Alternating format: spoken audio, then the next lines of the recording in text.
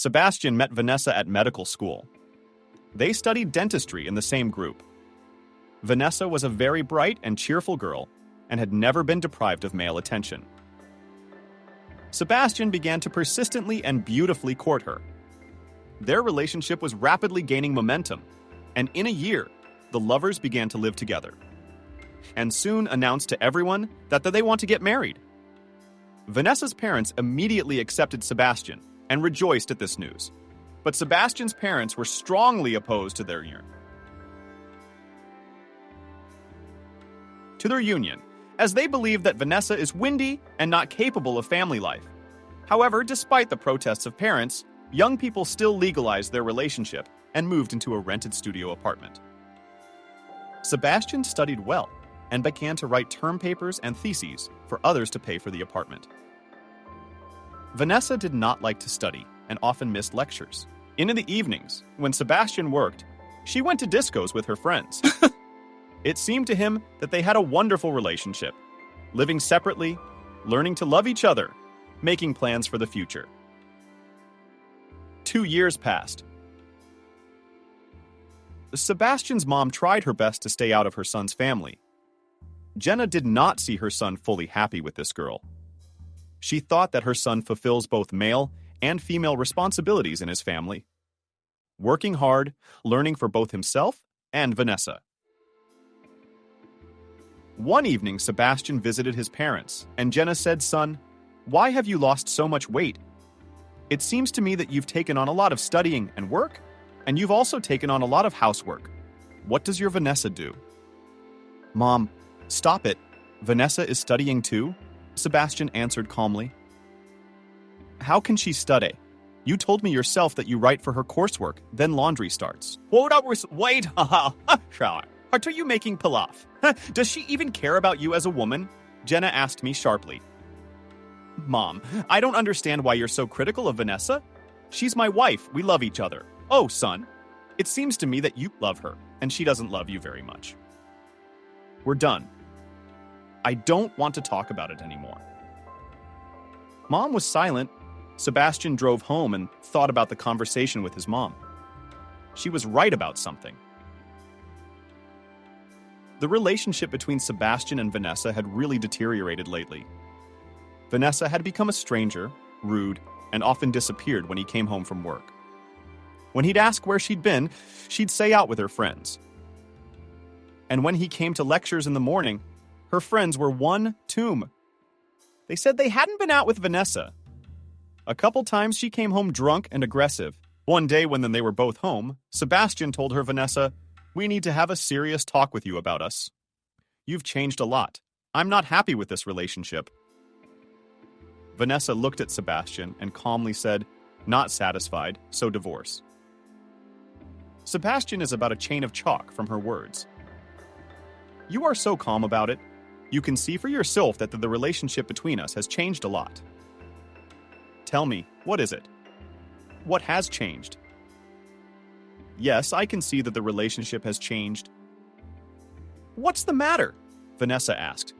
"It's that you're not home all the time. I'm alone."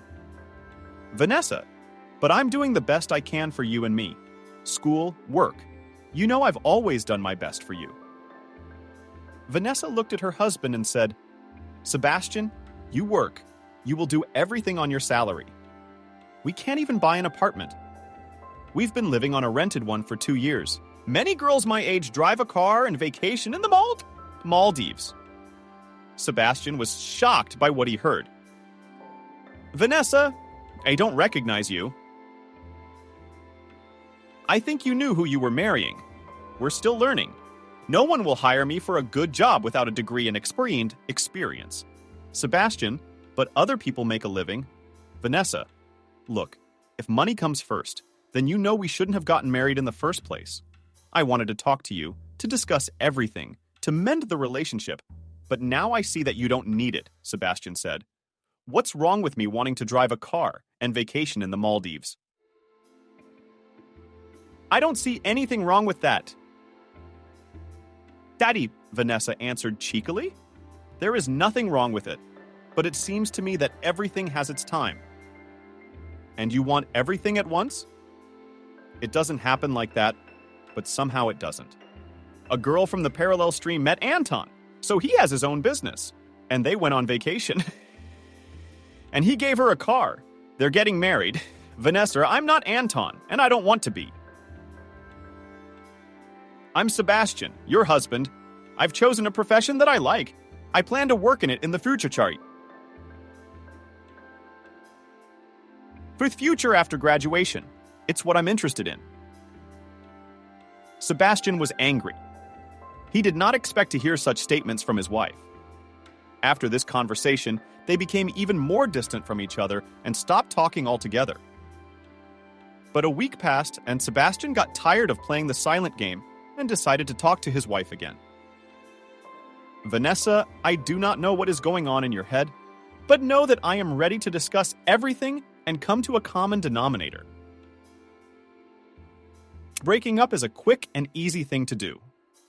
Keeping a relationship together is a two-person job. Vanessa was silent, but Sebastian continued talking. I was thinking that you and I have never talked about children. Maybe a child would bring us closer together. Vanessa stood up abruptly from the couch and said, I don't think a baby would bring us closer together. And what kind of parents are we if we're still in school? No, I'm not ready yet. You see, Vanessa, when you have a child, you have to finish your studies. What about the car and the Maldives now? Look, enough already. I'm tired of fighting with you. I didn't quarrel with you. On the contrary, I wanted to make things right with you. And notice how I talk to you and how you talk to me. You're done talking. 2 weeks passed. Vanessa continued to miss lectures, practical classes, and she accumulated a lot of academic debts. And the university was considering expelling her. When Sebastian found out about it, he tried to talk to his wife about it. Vanessa, don't you want to get a grip on yourself? Pass all your debts and finish your studies? What's in your head if you don't graduate? What are you going to do with your life? Where will you go to work? I'll try to pass, but I'm afraid I won't be able to. Get a grip on yourself, study theory, and I'll help you write your term papers, said Sebastian. Thank you, Vanessa replied. Dryly? The first 2 weeks she sat at the textbooks, issued several debts, and Sebastian came from work and wrote coursework for her. One day he was let off work early, and he came home early too. When he opened the door to his apartment, he saw someone else's men's shoes on the mat in the hallway. Sebastian immediately thought that it was one of his classmates. After all, when his relationship with his wife was good, they often had friends from the university over. Sebastian quietly took off his shoes and jacket and went straight into the kitchen. On the table, there were 2 glasses, a bottle of champagne, and a cut of fruit. He also saw someone else's cell phone. Sebastian stood looking at these glasses, and champagne and stupid thoughts began to enter his head. The door to the living room was closed, but they often close it when they cook and eat, so the smell of food doesn't penetrate the room. No, that can't be it. I don't believe it, Sebastian thought. Standing at the door, afraid to open it. He was overwhelmed with emotion. He realized that he just had to go in there. He gathered his thoughts and opened the door. What he saw shocked him. There was some man sleeping on the bed, and his keys and Vanessa's belongings were on the floor. But Vanessa wasn't home. Sebastian didn't understand what was going on in my house at all. There's a naked man in my bed. How is that possible? Where's Vanessa? He was talking to himself in his head. And then he heard the sound of a key. I turn around, and in the door lock, Vanessa entered the apartment with a bag from the street to the store. When she saw Sebastian, she opened her mouth in surprise. You. Sebastian stared at her in silence. Vanessa slowly took off her jacket and shoes and said, You got off early today, as you can see. And for good reason, Sebastian said snidely. Sebastian, I've been wanting to talk to you for a long time. Wanting to talk to you. Probably not about our relationship, angrily said Sebastian. Sebastian tried to say something. Vanessa, what Sebastian? So here it is. The real reason you're away from home so much. Another man, Sebastian said angrily. Suddenly, the door to the room opened and a man came out. He was dazed when he saw Sebastian. I'm sorry for waking you up. Sebastian was so angry at Vanessa, at the man and at the whole situation that he couldn't control his emotions. The man stomped in one place for a couple seconds and went to the door to put on his shoes and jacket. Already leaving so quickly, Sebastian continued sarcastically. The man quickly put on his sneakers, grabbed his jacket, and left. Sebastian squatted down and covered his face with his hands. Vanessa interrupted his silence. Sebastian, I'm sorry. I don't need your apology, he replied rudely. My mom was right when she told me before we were married that you were a windbag. You know, I loved you very much. I've always been faithful to you. I've always tried to do everything for you, to spoil you, to make you happy. And all that wasn't enough for you.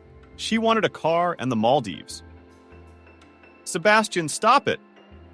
I've always loved you too, Vanessa said. You loved and brought another man into our house. I wonder if he was here a lot when I was away. Vanessa was silent, and a girl of easy virtue. Were you like that when we met? Cat's tail was still there.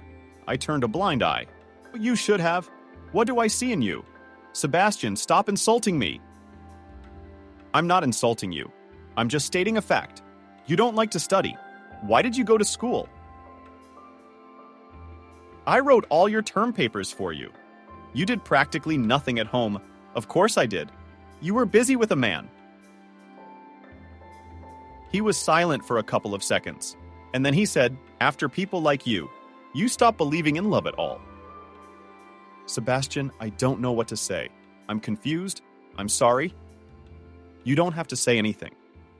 I've already seen everything with my own eyes. I don't want to see you again. Forgive me if you can. But Sebastian didn't want to talk to her anymore. He packed his things and went to his parents' house, immerse. Seeing her son on the doorstep, Jenna was surprised, son. Something happened and Mom, don't ask. Were you right? About Vanessa. That woman is not for me. Until late in the evening, they sat in the kitchen and talked. After listening to Sebastian, Mom said, Son, don't get upset. It's just an experience. You will definitely meet your happiness again. Sebastian stayed with his parents for a month and then decided to rent an apartment to live separately and not to bother them. He continued to go to school and to work. He did not see Vanessa at the institute. Classmates said that she had taken away her documents. Although outwardly, Sebastian was calm and reserved, but inside the breakup with Vanessa and cheating left an unpleasant residue in his soul. Every day, coming to the institute, Sebastian remembered her, how they met, how they walked, talked at night, how they got married. 2 years passed. Sebastian graduated from university, got the long-awaited diploma, and immediately went to work in a private dental clinic, which he was very happy about. New job, new acquaintances, good salary. Sebastian proved himself on the positive side, and after a few months he had a lot of clients. He worked very hard and never turned down extra shifts. A year and a half later, Sebastian bought a 2-room apartment in installments and began to slowly make repairs in it. You'd think, what else could you dream of? But he had no luck in his personal life. One day he was late for work. When the client left, Sebastian also started going home. In leaving the clinic, he heard the sound of an incoming text message. He took his phone out of his pocket and saw a text message from an unknown number on the screen. When he read the text message, he was surprised. Hi, it's Vanessa. It's been years and I still remember you. I've been thinking a lot about you and me. I was really mean to you back then. You didn't deserve it. I don't know if you're married or not, but if you're single, I'd be very happy to meet you for coffee. This is my new phone number. Oh. Sebastian stopped and reread the text message again several times. Vanessa, why is it that she decided to text me after all these years? How is her life? All the way home, he thought about it. Zerodur couldn't sleep. Do I want to see her again? Sebastian asked himself this question several times. In the morning, he got up, had breakfast, and drove to work. It was Friday, and after the working day, Sebastian planned to go to the dacha with his parents. Despite the fact that it was fall, they continued to go there every weekend. In the evenings, they grilled kebabs and talked. Sebastian was sitting on the summer terrace and suddenly heard the sound of an incoming text message on his phone. He looked at his phone and saw a text from Vanessa. "Hi, it's me again. It must be very offended with me." "Of course you are. I'll see you tomorrow." "Sebastian, it's okay." "You look different," Dad said. "I'm fine." "Well, that's great. I'm gonna go get some rest." "Sebastian, will you help Mom clear the table?" Dad asked. "Sure, Dad." "Good night." "Good night," Dad said, and went inside. "His heart's been acting up lately. His cardiogram's bad. I'm very worried about him." "We can't find a good doctor," said Jenna. "The owner of the clinic where I work is a very nice man. It's just a shame he's had heart problems since he was a kid. I'm sure he's had many years of experience in the medical field, and he must have made a lot of contacts and acquaintances with good doctors. I'll ask him which cardiologist he goes to when I'm at work." "Oh, thank you so much." "Oh, thank you so much. That's my dad. I'm just as worried about him as I am about you." "Sebastian, I look at you and think how responsible, serious, successful, and caring you are. And, unfortunately, alone. Mom, no one's perfect. I have my flaws too. You do. But for marriage, I think you're perfect." Sebastian looked at his cell phone and remembered Vanessa's message. Mom noticed the sad look on her son's face and asked son, "Is something bothering you?" "I can feel it. Not that it's bothering me. It's just that someone has appeared on the horizon after years and offers to see me. So I'm sitting here wondering if I should see him or not." "Who is this person?" Jenna asked and began to clear the dishes from the neat on the table. "Vanessa." "Vanessa, your first wife?" "How many years has it been?" Mom asked, surprised, and sat down at the table again. 3.5 years. I don't even remember her anymore." "Sebastian, it's up to you, of course, but I still advise you not to date. Why would you want to go down the same road twice? And it's weird." Years later, she decided to write to you. "I thought it was weird too. She says she realized her mistakes, suggests we meet for coffee. Doesn't answer her at all. Her train left a long time ago. You should have appreciated you right away, not after you've been screwing around. At least something's not right. Don't trust her." "You're right, Mom. You told me once before that she's unfaithful. I ignored your words and got married. And in the end, you were right. And I got divorced because she was unfaithful. I don't think she's changed. That's why I don't want to make the same mistake twice." That's right. "All right, let's clear the table and go to bed." By the time Sebastian went to bed, I deleted the 2 texts I got from Vanessa. Decided not to even reply to her. A week went by. One day, Sebastian was invited to a birthday party at a restaurant. It was his colleague Robert's anniversary. There were a lot of people, all the staff from the clinic, friends, relatives. There was live music playing. Sebastian was sitting at the table. "Why are you bored?" Suddenly, he heard a familiar voice behind him. Sebastian turned around and saw Robert. He and Robert had become very good friends. Robert was divorced too. Got stupidly married when he was 19. Just sitting around, relaxing. "You know, after I got divorced, I didn't go out much, huh? Just work. Home. Work. Cottage. Fixing up the apartment," Sebastian said. "It's the same for me. A lot of work and no personal life." "Must be old age," Robert joked. "Probably," said Sebastian and laughed. By the way, my ex-wife wrote to me a week ago. She wants to get together. Whoa, get her out of here. Once betrayed, twice betrayed, said Robert. I totally agree with you. I'm just wondering what she's hoping to get back together. But if you're curious, you should meet her. And one meeting isn't going to solve anything. Come on, why would I want to do that? Sebastian said. But a week later, he got another text from Vanessa. What she wrote to him made Sebastian a little nervous. Sebastian, hi. I realize you're very upset with me. I'm sorry again, but I really need your help. There's no one else to turn to. Answer me, please. Sebastian didn't want to meet her at all, but people have different situations in life, and sometimes there's really no one to turn to. And he's wild folkies.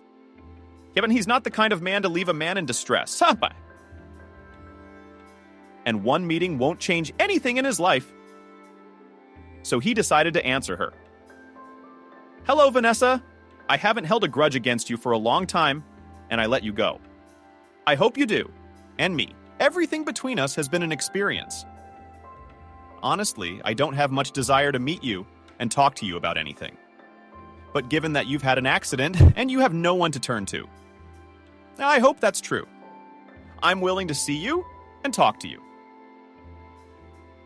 Tonight at 7 p.m. at the main entrance of Gorky Park. When Sebastian arrived at the park 10 minutes early that evening, Vanessa was already there. When she saw Sebastian, she was smiling like nothing had happened. It didn't look like anything had happened in her life, Sebastian thought, looking at her. Hi, first, she said hello. Hello, Vanessa. I don't have much time, so let's keep this short. And to the point, Sebastian said. Shall we sit down? Vanessa asked, looking at the nearest bench. Sebastian shrugged silently. When they sat down on the bench, Vanessa looked at him and said, Sebastian, I want to apologize to you again for my cheating. I'm sorry. Okay, Vanessa, I didn't come here to hear you apologize. Get to the point, or this conversation will be over in no time. Sebastian, my life went downhill after you and I broke up. I hope I wasn't the cause of that, Sebastian asked a little wryly. No, of course not. It was my own fault. You told me to pull myself together to get out of debt. And I went the wrong way. I don't know what came over me. Why did I withdraw from the university? Were you right? Without education and experience, I can't get a decent job anywhere. Did you want to meet so I could help you find a job? Sebastian asked. No, I need your help with something else. I'm in a lot of trouble in my life. I got involved with a bad man. Unfortunately, we were in a relationship, but... Okay, stop. I'm not interested in the details of your personal life at all. Sebastian listened to Vanessa and marveled at how time changed people. She had changed, a kind of insecure panic, and not even backward. It was obvious that her life was really not smooth. Sebastian is this man. He's threatening me and accusing me of stealing something I didn't do. And now he's looking for me everywhere. So go to the police. What's the problem? If it's not your fault, what are you afraid of? Said Sebastian. This man is a very powerful and wealthy man. He has been involved in some illegal business for many years, and now he has big problems with the tax and law enforcement agencies. While living with him, sometimes I signed some of his documents, even without going into details. He said that these were just formalities. Mama, du visst klart vart sport should be all på. Skjuter tvärs reis tas. Eskitert a tides bak since none of Barnes learns to should boss or power. Hence, someone was apart for honesty interfere. I believed him. What a fool I was. Then he started coming home angry and aggressive. He said the authorities came to his office and searched it. They checked all his documents, his income and expenses. And since some of his documents had my signature on them, I could be in trouble too. What's his business? What does he do? Sebastian asked. I don't know exactly. I didn't really get into it. But one day he was on the phone with someone, and I heard something about deliveries. Vanessa, so you lived with a man and you didn't even know what he did? Well, that's right. You used to want the big bucks. I hope you got a car with him and went to the Maldives, Sebastian said wryly. He was shocked by what Vanessa had told him. How could you be so reckless and sign a paper without even reading it? Sebastian, I don't know what to do. He said if he goes to jail, I'll go with him. I don't want to go to jail. I didn't do anything. And Vanessa cried, Vanessa, I don't even know what to advise you in this situation. What do you want to hear from me and what kind of help do you want? Sebastian asked and looked at her. Sebastian, he kicked me out and I have nowhere to live. Can I stay with you for a while? While I get a job and find an apartment? Vanessa asked. What do you mean at my place? Don't get me mixed up in your dark business with your beau. Vanessa, I don't want to go down the same road with you twice. You've already cheated and betrayed me once. And now that you're in trouble, you're coming to me for help. I can't help you. All secrets come out sooner or later. So if this man really has an illegal business and has something to hide, then in due time everything will come to light and everyone will get what they deserve. Especially since he's already being investigated. Sebastian, I don't want to go to jail. Help me, please. He's a dangerous and powerful man, used to buying everything and everyone with money. I'm afraid he'll protect himself and set me up, to get away with it. I've already changed my phone number. That's why I'm texting you from a number I don't know. I don't want to go to my parents' house. He knows where I live. I'm afraid for me and my parents. Vanessa, you found yourself a rich man. You created your own problems. You abandoned the institute. You could have graduated and worked in your specialty, and you went the wrong way, I know. But it is what it is, Vanessa said quietly. What is? How easy is it for you? Sebastian, help me, please. Can I stay with you for a while? Vanessa, I think that this idea is stupid. You must have some friends. Why don't you stay with them? Sebastian asked and looked at Vanessa. I don't have any friends, do I? You used to have so many friends with whom you went to discos. Where did they go? I'm telling you, I went the wrong way. I've lost all my friends. Help me, please. Sebastian sat on the bench and thought about what was the right thing for him to do in this situation. On the one hand, he did not want to participate in this strange and dark story. But on the other hand, he felt sorry for Vanessa. By her own stupidity, she had created 1,000 problems for herself. Oh, Vanessa, okay, I'll give you a month at most to find a job, a place to live, and leave me alone. Thank you very much, joyfully Vanessa said, and bent down to kiss Sebastian on the cheek, but he turned away. That's unnecessary. Where are your things? Asked Sebastian. A woman from my former job has them. I'm staying with her for now. I'm texting it to you now. Take your address. You go get your stuff and come over. I will. Thank you, Vanessa. I just want to let you know that I'm only giving you a place to stay for a month. I understand. Sebastian went home. He had some repairs to do, so he decided to clean up a bit before Vanessa arrived. Or two. Later, Vanessa arrived. As soon as she entered the apartment, she immediately said, "Wow, it's beautiful. You bought your own place?" "Yes, yes." Sebastian showed her the room where she would sleep. "Vanessa, I have one more request to you when I will be at work in this apartment without my knowledge. No guests, no people should not come." Of course, I understand. Don't worry." In the morning, Sebastian woke up, had breakfast, and left for work. All day he thought about what Vanessa was doing there. After work, he stopped by the store and bought some groceries. When I walked into the apartment, it smelled like food. Vanessa had made soup and onion pie. Wow, Sebastian thought. She even remembers that I like onion pie. They ate together. "Have you seen the work?" Sebastian asked Vanessa. "No, I just put things away. I cooked. I didn't have time. I'll look tomorrow." Every day when Sebastian came home from work, Vanessa was waiting for him with dinner. Even though he let her stay with him, Sebastian still didn't trust her. She smiles, cooks my meals every day, cleans my apartment, even does my laundry. There must be a catch, Sebastian thought. One day when they were having dinner, Vanessa said to Sebastian, "You are so peaceful, comfortable around you. I feel so safe." Sebastian almost choked on her words. He could sense some insincerity from her. Vanessa took a sip of tea and said, "I would like to try to restore the relationship with you." "It's impossible," Sebastian replied sharply. "Why not?" Vanessa asked. "To restore the relationship, you need love, which is not there anymore," answered Sebastian. "No, because we haven't seen each other for a long time. But it can be fixed. Everything is possible in life." "If only you wanted to," said Vanessa. "You're right.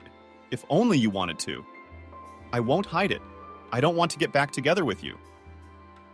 I'm sorry, but it's true. I decided to help you as a woman, but nothing more.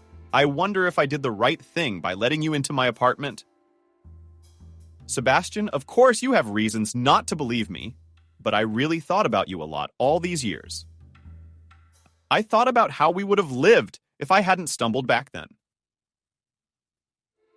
"Vanessa, do you really think there could still be something between us?" "Yeah, why wouldn't there be?" said Vanessa. "Why not?" "No, Vanessa. We'll go our separate ways as soon as you get a job and a place to live. I don't hold a grudge and I don't wish you anything bad. I just want to give you the same advice that I gave you a few years ago. Get a grip, go back to university, get an education, get a job, and live. You can't find yourself right now. You're very confused. No one can help you but you. You can change men like gloves, but until you change the contents of your inner world, nothing in your life will change," Vanessa cried. "Sebastian, you're absolutely right. I'm a mess. I'm sorry, but I'm going to bed, because I have a hard day tomorrow." "Good night," said Sebastian. "Good night," said Vanessa. A week passed. Sebastian began to notice that Vanessa had become restless. "Is something wrong?" Sebastian asked. "No, nothing's wrong. I can see that something's bothering you." "No, I'm fine." "Did you look for a job?" Sebastian asked. "Yes, I did. I didn't find anything. I didn't find anything. There are plenty of jobs.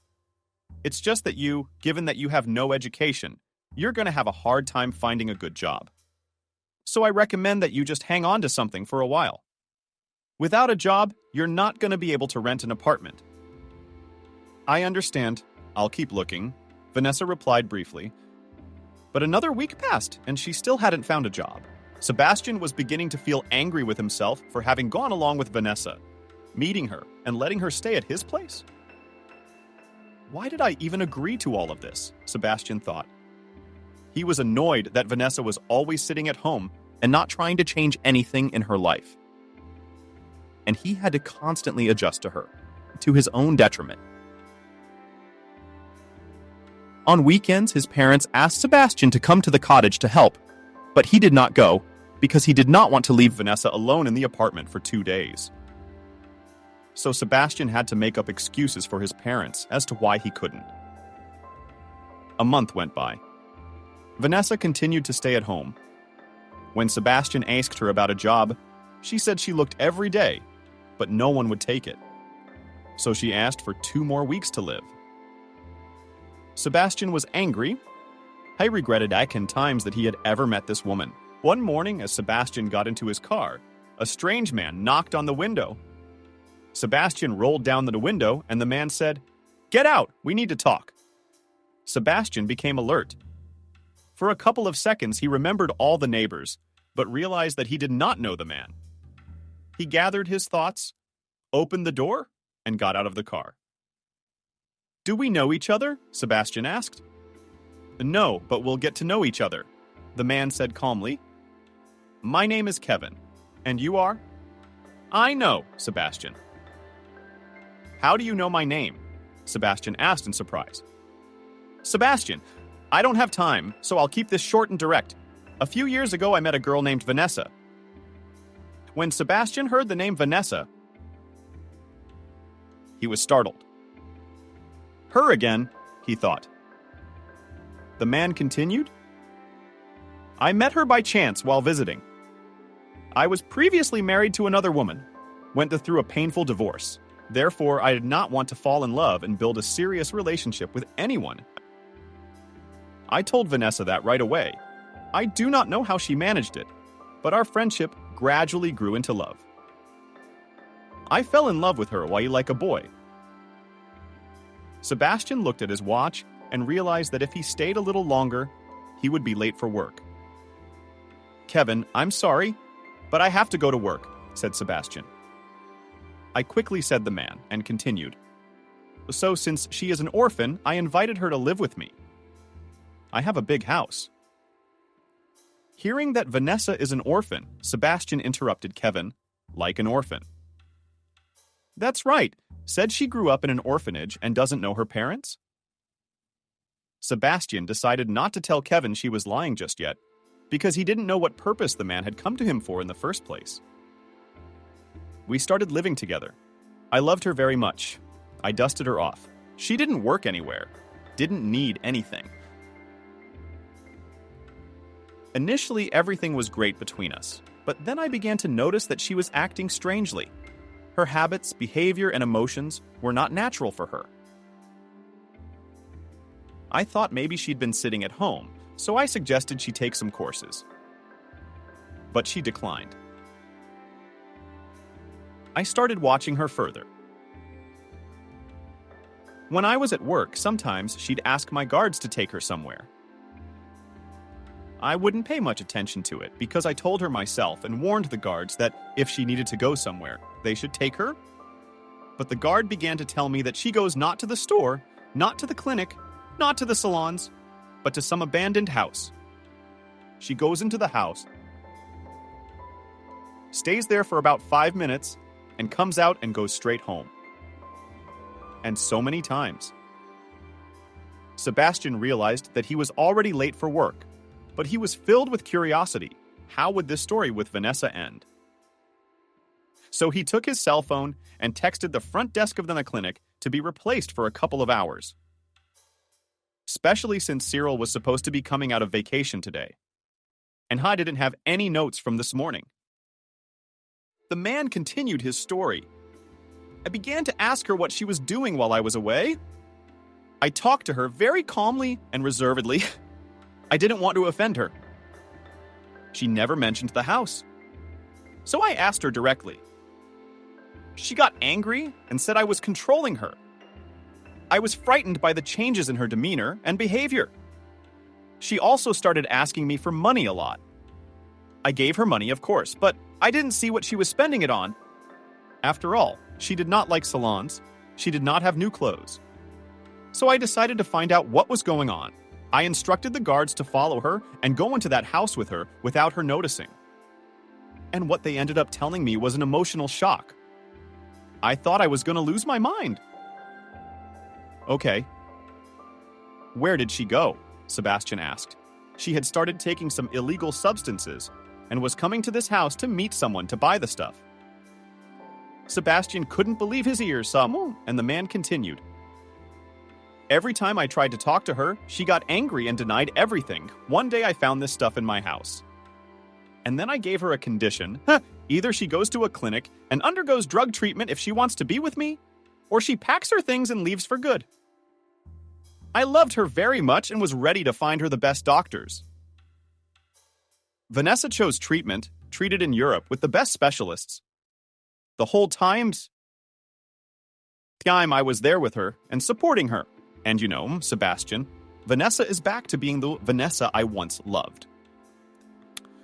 Kevin stopped talking and sighed heavily. Sebastian listened to him and realized that Vanessa had left a deep, painful mark on the man's life too. Sebastian, I'm sorry to come here and tell you all this. It's just that I don't really have anyone to talk to. As they say, I'm successful, rich, handsome, but lonely as a wolf. Vanessa was my outlet.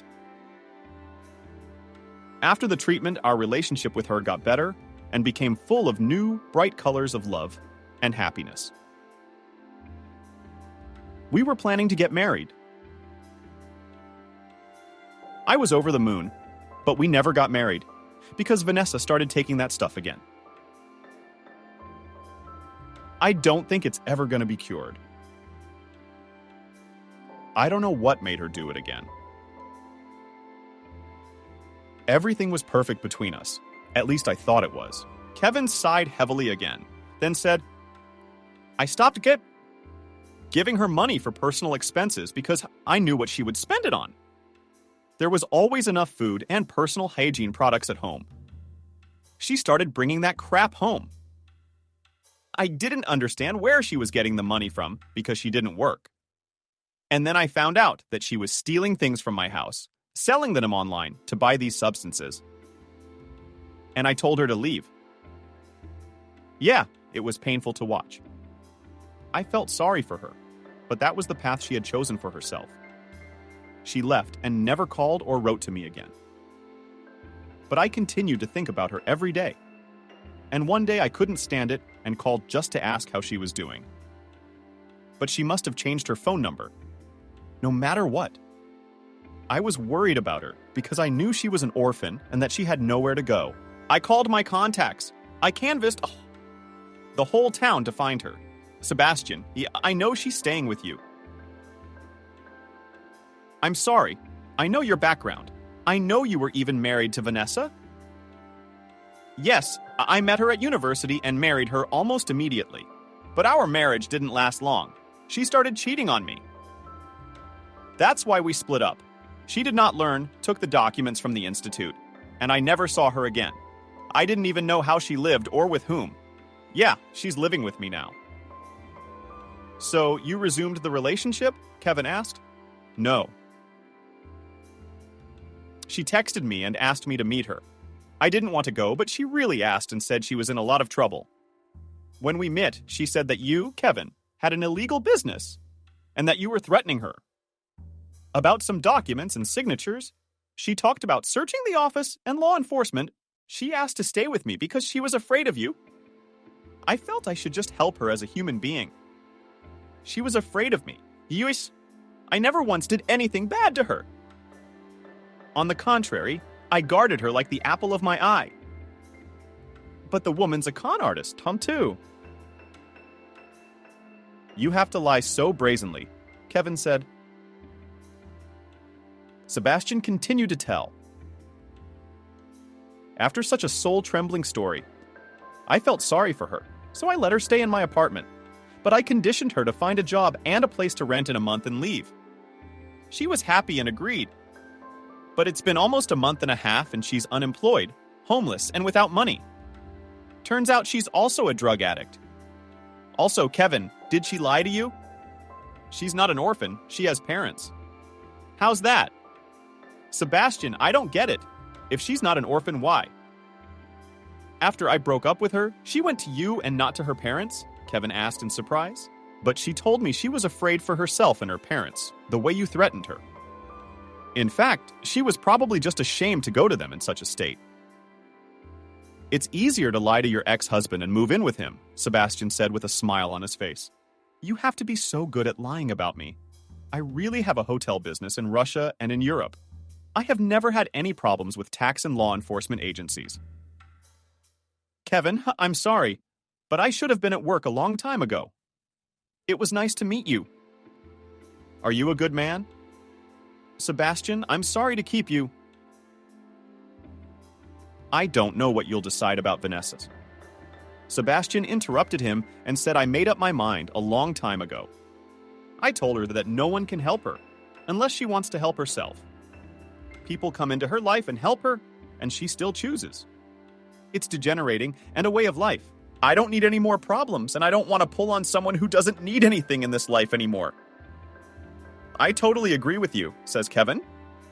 Nice to meet you too. Goodbye. Goodbye, said Sebastian. All day long, Sebastian had nothing to do. He thought about Vanessa and how to tell her to leave. In the evening when he returned, Vanessa was waiting for him with dinner. Sebastian walked into the kitchen and immediately said, Vanessa, we need to talk to you. Okay, something's up. Vanessa, I want you out of my apartment tonight and out of my life. Sebastian, what happened? What happened is what was supposed to happen. All the secrets came out. I know you're taking illegal drugs. Pack your things and leave. But Sebastian, where would I go? I haven't found a job to pay my rent yet. You've had a month and a half. What have you been doing? Go to your parents. Sebastian didn't want to tell her about the conversation with Kevin because then the conversation would drag on. And he was tired of her and of dealing with that woman. Pack your things now, please, and leave. Otherwise, I'll pack it myself. I'm not going anywhere. I'm not going anywhere. Go to your parents. I'm tired of your lies, and I'm tired of you. Vanessa stared at Sebastian in silence, then said, You'll answer for what you're doing to me. Are you out of your mind? What are you saying? I'll tell you why I offered you a helping hand. I let you stay at my place no matter what. And you didn't take that chance. Go away. I don't want to see you again right now. Vanessa tried to say something else, but Sebastian was already so angry that he couldn't control his emotions. He stood up abruptly, pulled out her jeans, and a package fell out of them. Vanessa wanted to grab it, but Sebastian was ahead of her. Sebastian unwrapped the roll, seeing some kind of powder inside. Are you out of your mind? When I was at work, you used to bring that stuff into the house and use it. Get out, Sebastian. But I'm sorry. Sebastian silently gathered her things and set the bag out in the hallway. Vanessa put on her jacket and shoes and left the apartment. All night, Sebastian could not sleep. Toward morning, he got up shattered and with a headache. You need to calm down and let this situation go once and for all to yourself, Sebastian said. But 2 months passed, and he was never able to settle down because his father died of a heart attack. For months, Sebastian walked around in a niche. And then, to distract himself from obsessive thoughts, he decided to get a part-time job as a driver in the service Yandex. Cab. Sebastian arrived at the office of Yandex.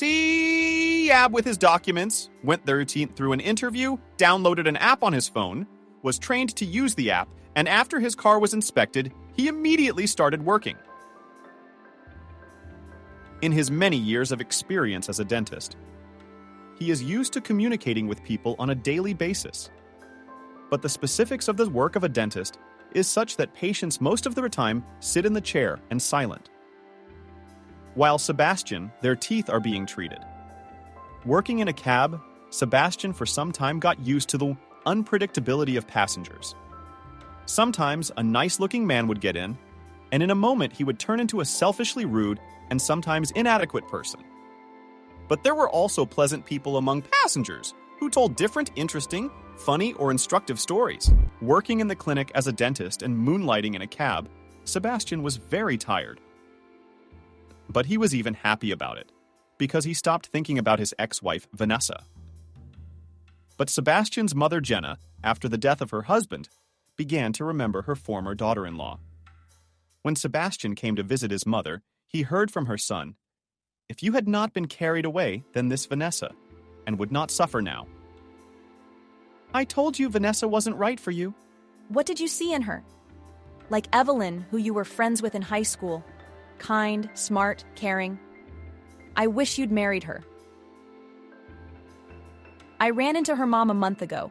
So it turns out Evelyn got married, had a son, and went to America. Mom, I've long since forgotten and let go of Vanessa and Evelyn. But time goes on, and you're still alone? Mom, I've asked you many times. Stop remembering them. It's a past life. I'm not interested in listening to this. Oh, son, I'm sorry. I'm just worried about you. You work, and you have no personal life. You don't even go out. Can we talk about something else? Sebastian asked Mom sternly. All right. Sorry, said Mom. Back home, Sebastian thought about his mom's words for a long time. She was right that after the divorce, his personal life had not improved and that he did not go anywhere. So Sebastian decided to register on a dating site, uploading his photos and filling out a questionnaire. He was amazed at how many single women and men were on the site, and everyone had their own goals for being there. Some were looking for a relationship to start a family, some for friendship, and some for sex. In the first time, Sebastian was even very interesting to look at women, read their profiles, correspond with them. But then he got bored with virtual communication, and he decided to meet with the women he liked. But having met, he was disappointed. One girl turned out to be a girl of easy behavior, and at the meeting did not even hide that she was looking for a sponsor. The second girl, on the first date, only asked how much Sebastian earns and whether he has real estate. As it turned out, she was recently divorced, had 3 children, and wanted to get married quickly. Another woman, as it turned out, was married at all. Every time Sebastian called her, she would not pick up the phone, citing being busy. But then she admitted that she had a husband and was looking for a lover. After several such meetings, Sebastian stopped visiting the site altogether. A couple of times, out of curiosity, he went to Instagram on the page of his ex-wife, Vanessa. It was visible that she stopped keeping her page. It wasn't until 6 months later that Sebastian met his former classmate and learned that Vanessa had been jailed for drug distribution. It was Friday. Sebastian finished work at the clinic and stopped by the house to change clothes, grab a bite to eat, and get some rest. After all, he had 2 working days in the cab business ahead of him. Despite the fact that Sebastian earned good money as a dentist, he decided not to give up part-time work in a cab, as he planned to buy himself a new car to help his mother with repairs at the cottage. And for this, he needed a lot of money. And he also planned to get a visa and go to Poland to his clubmate John, who has his own dental clinic there.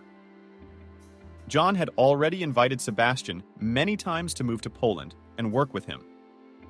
But divorce and the loss of his dad knocked Sebastian out of the loop.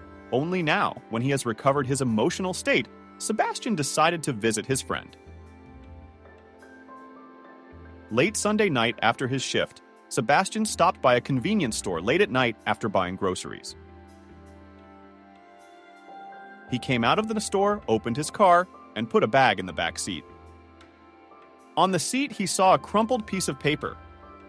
Sebastian was not surprised that there was some trash on the back seat, because it was the weekend and he had worked 2 days in a cab until late at night.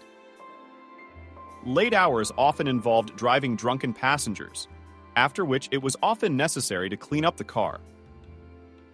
Sebastian picked up a piece of paper he had found and wanted to throw it in the trash, but when he saw what was written on it, he changed his mind.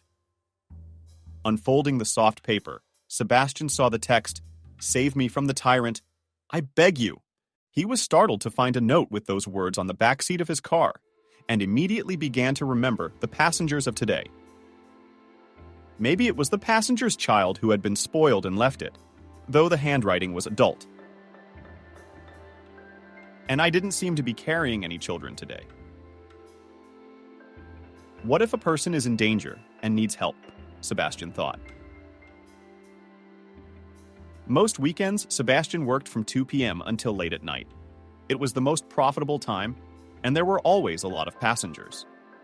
So it was simply impossible to remember everyone he drove for 2 days. Sebastian recalled that when he left for work on Sunday at 2 p.m., he put a bag of fruit in the back seat of his car, which he dropped off to his mother in the process. And when he picked up the bag, there was no note. So we can rule out the Saturday shift passengers. All that's left is to remember everyone he drove on Sunday. Sebastian remembered that the app he uses when he drives passengers has an order history that stores all the information about the trip. Sebastian decided to write out all the phone numbers of the passengers he drove on Sunday, because this information is only stored 24/7 and then deleted by writing out the phones. Sebastian went to bed, determined to call everyone the next day. Of course, he realized that it was possible that many of the passengers just wouldn't want to talk to him. But he wanted to figure it out and help the man who had left the note. What if he really needed help? The next day, Sebastian started calling the passengers, and surprisingly, almost all of them picked up the phone immediately and talked very calmly. Some even made jokes. There was one number left that no one answered. Sebastian decided to save this number in his contacts to call back later. But then he went to work. After work, he stopped by his mom's house, never called back, and then forgot about the note. 3 months went by. Sebastian got himself a visa to Poland. He wrote to a friend, took a week's vacation, booked tickets, and went there. When he arrived, he suddenly started to persuade Sebastian to move. What have you got to lose? No wife, no kids. Come, I'd be very happy. Here the standard of living is better, and your salary will be much higher. You'll have a steady source of income. I'll give you a job. I'll help you with housing for the first time. And if you like it, you will sell your apartment in Russia and buy it here. Enroll in a Polish course. Huh. John. Thank you for the invitation. But I need to think it over. It's a serious step. It's not that simple. Of course, after thinking it over, but in any case, I'll be glad to see you in Poland and in my clinic. You can't get a good specialist on the road. The week in Poland flew by very quickly. Sebastian liked this country and was ready to come here again for a vacation. But he did not want to move to Poland permanently. Back in Russia, Sebastian plunged back into work. One evening after his main job, Sebastian decided to work in a cab for a few hours. Getting into the car, he immediately took the order. Without thinking long, Sebastian approved and drove to the desired address. Arriving at a new major bedroom community, Sebastian notified the customer that the car had arrived. When taking the order, the comments indicated to wait at the barrier. He parked the car and waited. 5 minutes later, Sebastian saw a young couple walking slowly towards the cab. The two of them sat in the back. The trip was from one end of the city to the other. All the way, the man and woman didn't speak to each other. Probably in an argument, Sebastian thought. Looking in the rearview mirror, Sebastian began to think the man's face looked familiar. But he couldn't remember where he had seen him. Stopping the car at the medical center, Sebastian decided to ask. It's strange, but your face looks familiar to me. Couldn't we have met somewhere before? Sebastian asked the man. The man looked at him sternly and replied, I don't know where. I often take cabs, but I don't remember the drivers. Sebastian said nothing. The man paid and said, Can I ask you to wait for us for about 15 minutes and then take the girl home and me to the airport? Sebastian was happy because it was a long trip to the airport, which meant that today he would earn good money.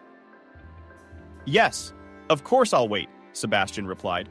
The couple got out of the car and went into the medical center. Sebastian decided to call his mom to talk to her. Before he knew it, 15 minutes had passed. When he finished talking, immediately he heard a call, thought it was his mom who forgot to say something, and was calling back. But on the screen of Sebastian's cell phone, he saw the caller's name. A note. For a couple of seconds, Sebastian remembered who it was that he had signed it, with such a strange name. The phone kept ringing. Hello, answered Sebastian, and in response heard a familiar male voice.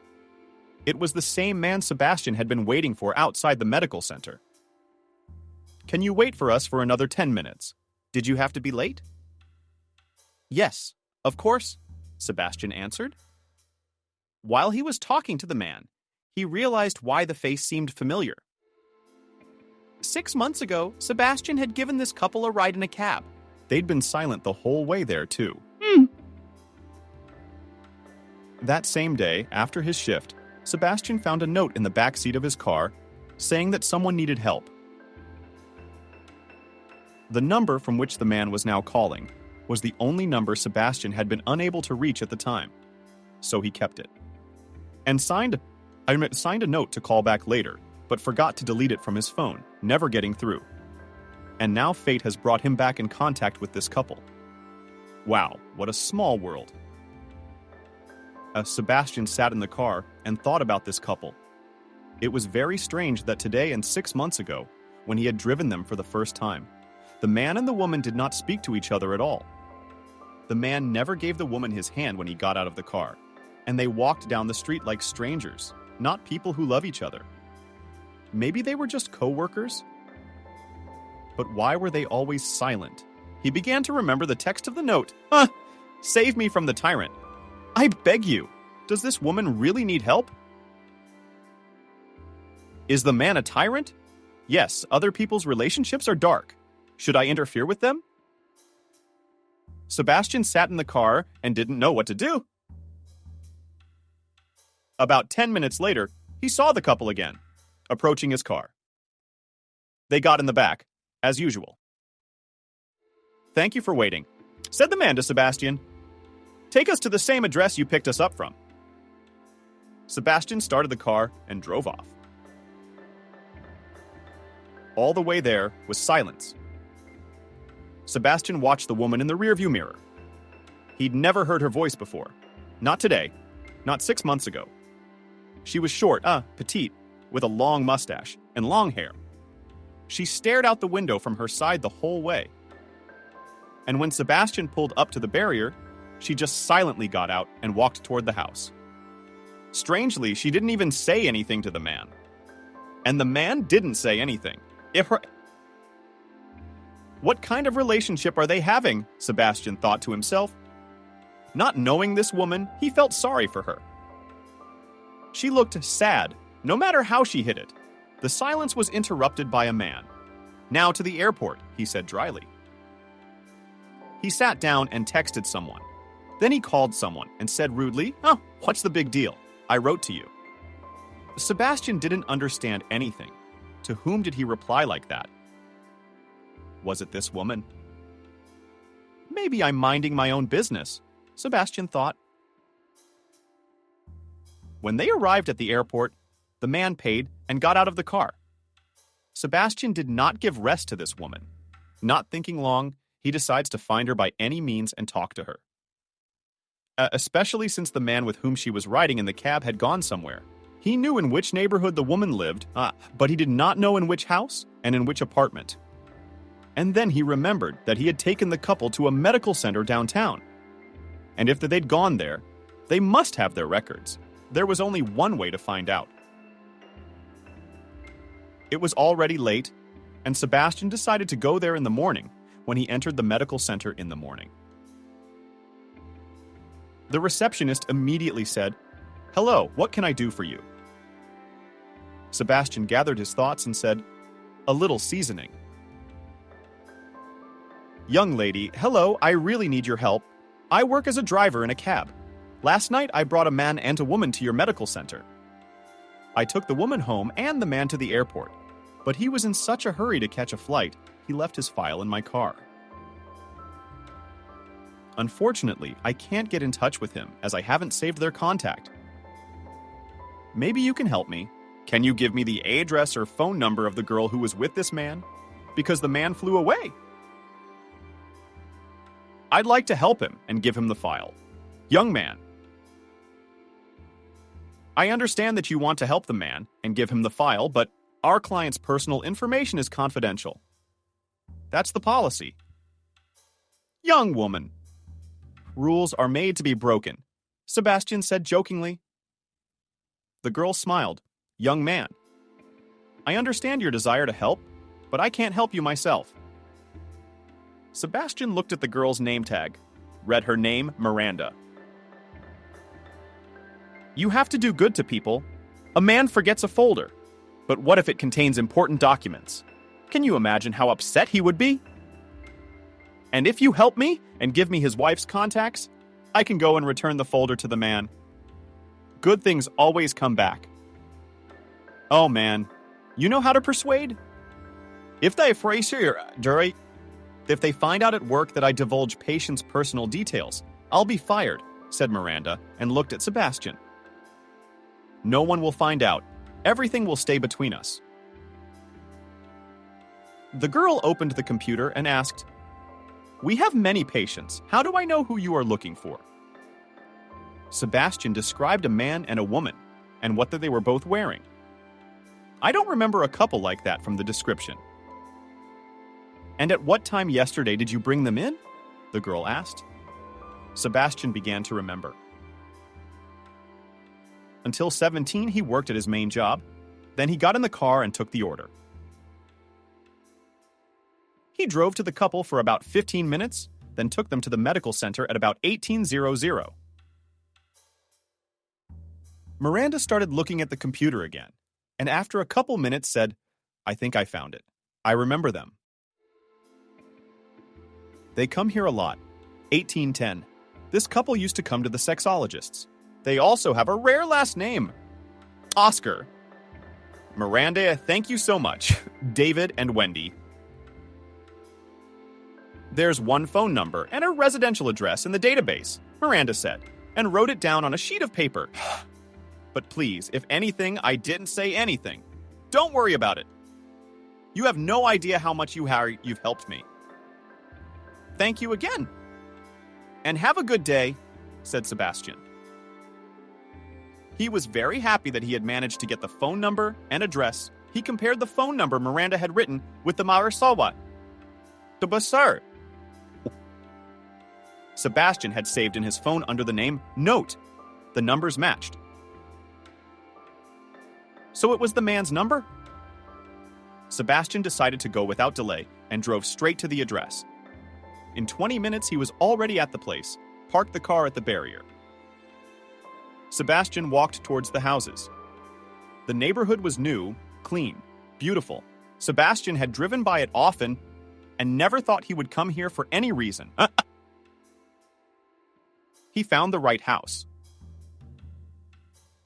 While he was thinking how to enter the entrance, some girl with a child came out, and Sebastian, taking advantage of the moment, quickly entered the entrance. Once up on the floor, he got a little worried. He didn't know if the girl was home, and if she was, would she want to talk to him? How would she react to his arrival? And what would she say about the note? Gathering his thoughts, Sebastian pressed the video call. A few seconds later, he heard a voice. "Hello, hello. I'm sorry to bother you, but I'd like to talk to you." And who are you?" the girl asked. "My name is Sebastian. I'm a cab driver. Yesterday I drove you and your husband to the medical center, and then I drove you home, and your husband to the airport." "So?" the Wendy girl asked dryly. "I realize it's very strange that I came to see you, but I'd like to help you. Help me. How do you even know my name?" "Wendy, please open the door. Don't be afraid of me. I didn't hurt you. I just want to talk to you." "What do you want to talk to me about?" "About you. About me. I don't know you, and I don't want to talk to you.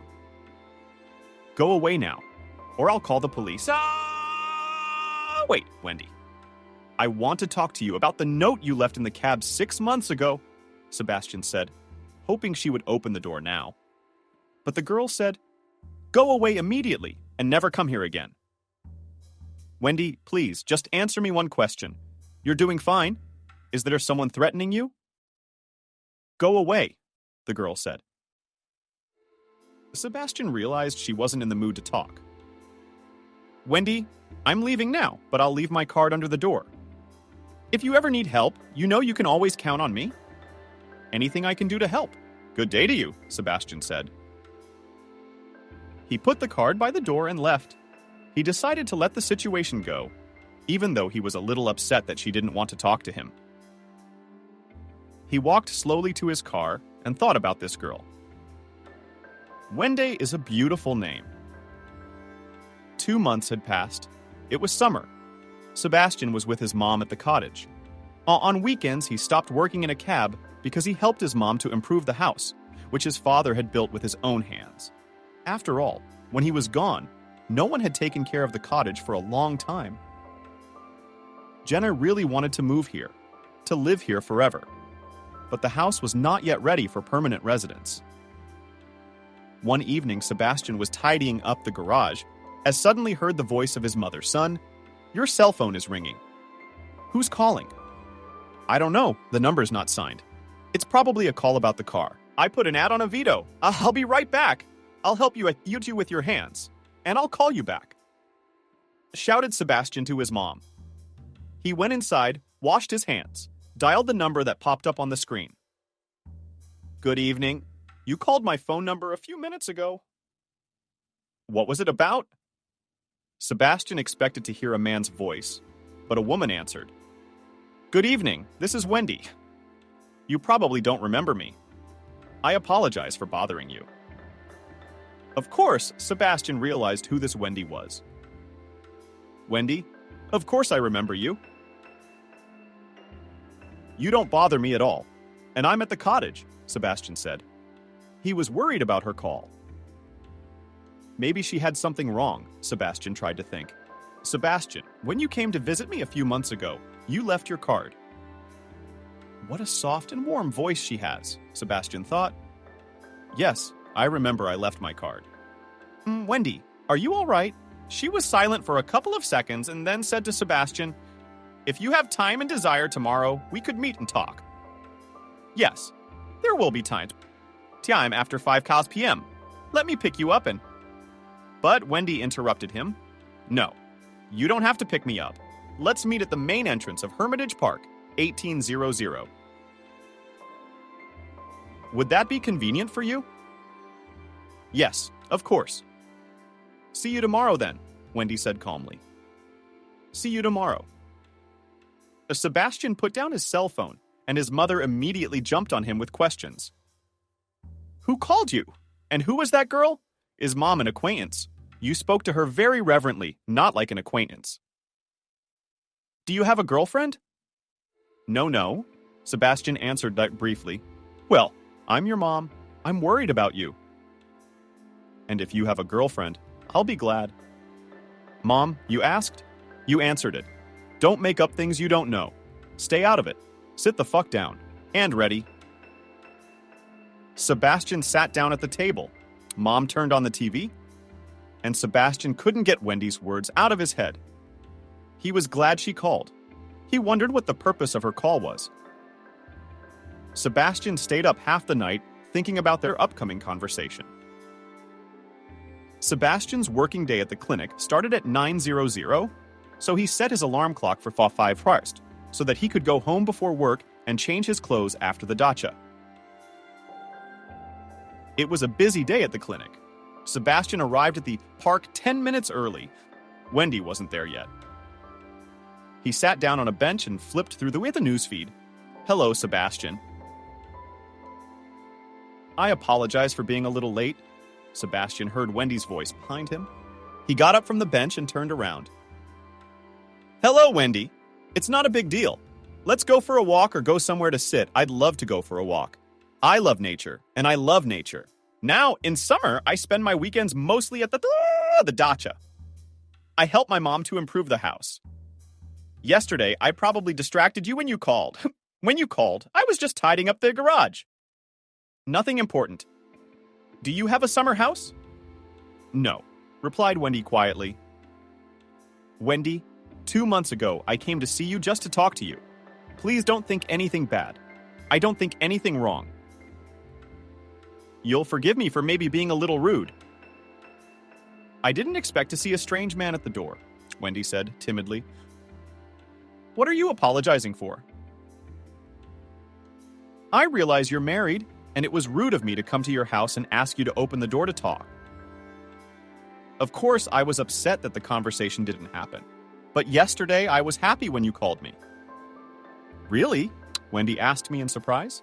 "Yes, and I still want to talk to you about what I didn't talk to you about, although this conversation might not be relevant anymore." Sebastian thought she looked at him sadly. "Wendy, 6 months ago, working in a cab, in the back seat of my car, I found a note.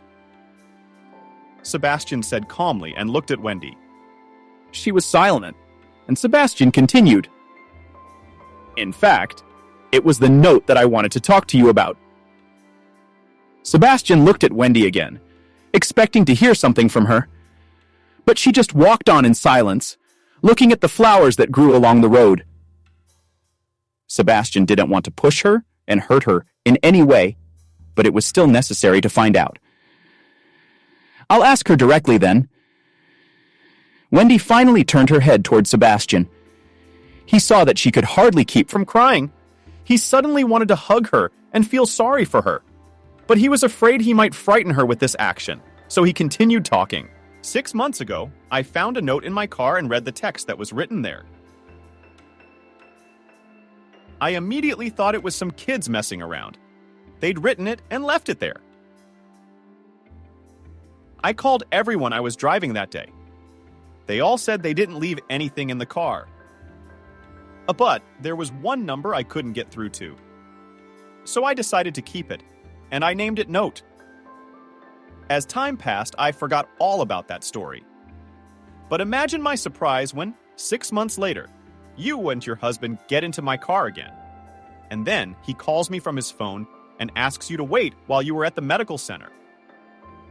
When I saw that number on my cell phone screen and the name of the contact note, I was just kicking my dad. And then I thought, since fate is bringing us together a second time, then I should figure it out. Sebastian stopped talking. He gathered his thoughts and asked the most important question of all. Wendy,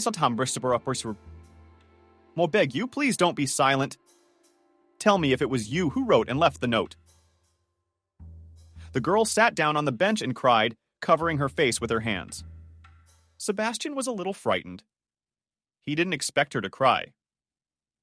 He sat down next to her and said, Wendy, can you trust me? The girl took her hands away from her face and said, I was the one who wrote and left the note. I really needed help then, and not much has changed now. I'm so tired of everything. It was obvious that she was having a hard time with this conversation, and Sebastian took her hand, but what he heard from Wendy next shocked him. Sebastian, I left that note in the car for a reason. I didn't think I'd be telling a long and sad story about my life to someone I didn't know very well. Wendy looked at Sebastian and continued.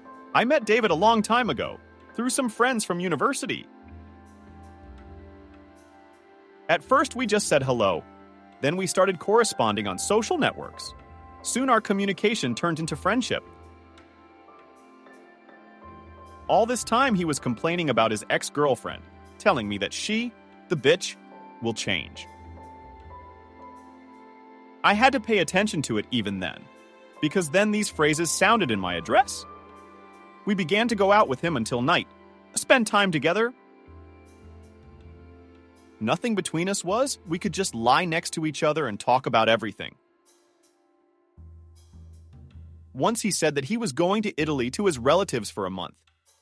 He called me a couple times from there and said he missed me a lot. But when I got there, I didn't recognize him.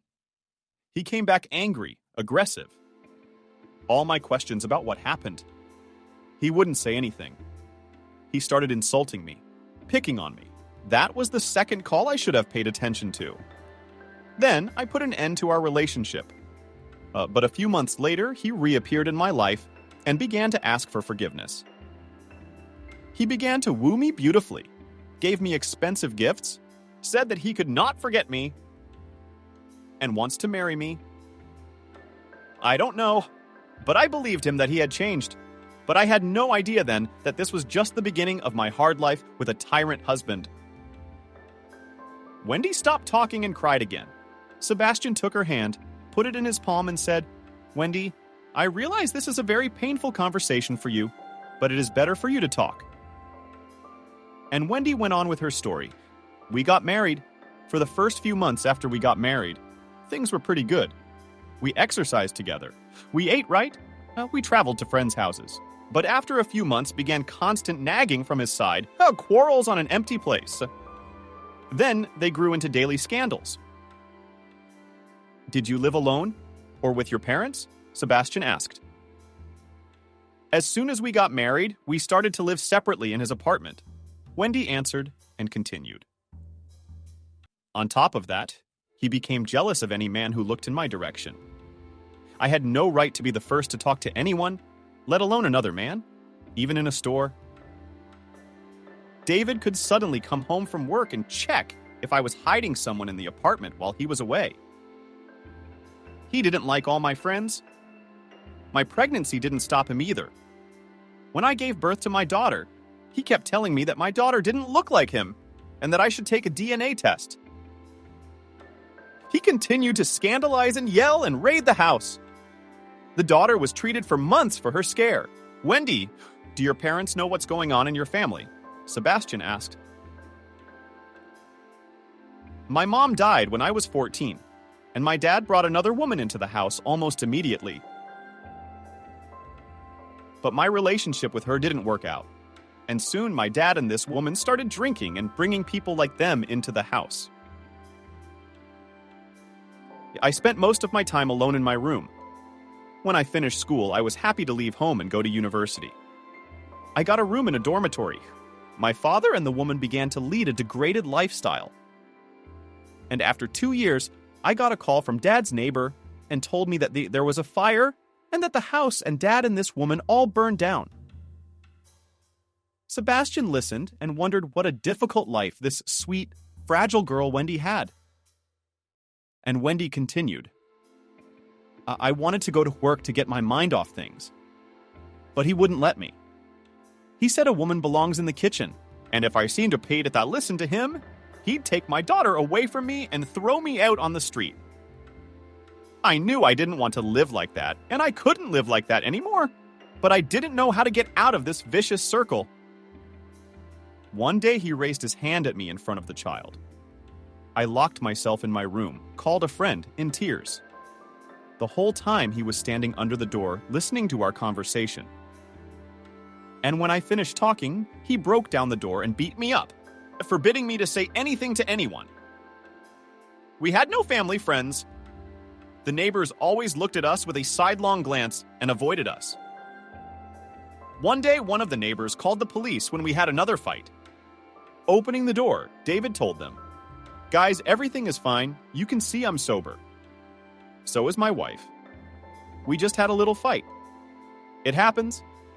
And they left. A month later, we moved into another apartment. The one you Sebastian came to, huh? Wendy, have you tried going to the police and reporting him yourself? To file for divorce or to move to a rented place? Sebastian asked. Of course, I thought about it all the time, but I was very afraid of him, because he threatened me all the time. I was even more worried about my daughter. One day, I couldn't take it anymore.